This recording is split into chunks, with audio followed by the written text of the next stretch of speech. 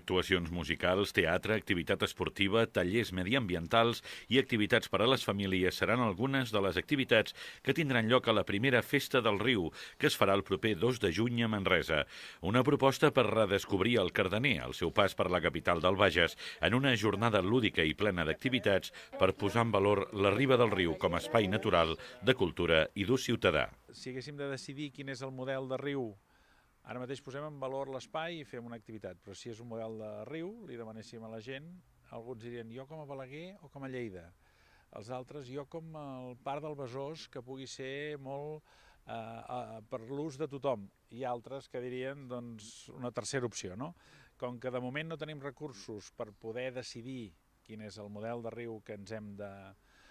fer nostre tots plegats perquè majoritàriament es vegi cap on hem d'anar. Al Parc del Cardener, on es farà la festa, serà possible retrobar-se amb els ecosistemes que l'envolten, en tallers com el de construcció de nius per ocells, el curs d'anàlisi de l'aigua o el taller de bombes de llavors, o bé simplement passejant per la llera del riu i gaudint de les diverses activitats. Hi ha molts manresans que no saben que des de fa 10 anys aquí hi ha un parc on abans hi havia hagut horts i cases enrunades. Doncs això, fa 10 anys que hi ha un parc en molt bones condicions, segurament que seria l'enveja de moltes ciutats i que molta gent, a les tardes hi ve a passejar, però encara hi ha molta gent de la ciutat que no el coneix. I aquest parc no s'acaba aquí, vull dir, no comença només aquí baix als Panyos i fins aquí sobre el Pont Nou, sinó que a més es pot arribar caminant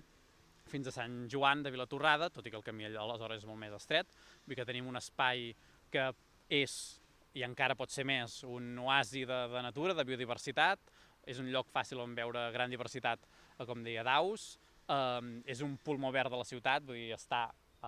just a tocar de les nostres cases, i també és un espai de lleure, d'oci, i que tenim la voluntat ferma per part de l'Ajuntament que aquestes funcions que ja exerceix encara tinguin més sentit